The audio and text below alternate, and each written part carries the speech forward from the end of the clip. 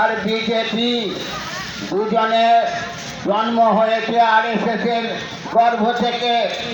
RSS যতদিন চাইবে ততদিন তৃণমূল ক্ষমতায় থাকবে। তাই যারা মনে করছেন তৃণমূলকে দিয়ে আগামী দিনে বিজেপিকে তাড়াবেন, সেগুলো বালি।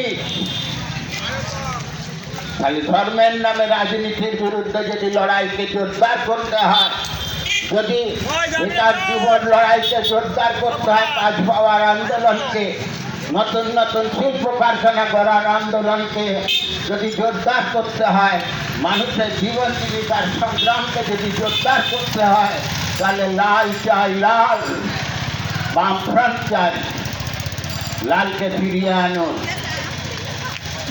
এই আবেদন আমাদের এই এলাকার সকলের কাছে আমাদের পার্টির পক্ষ থেকে রেখে আমার কথা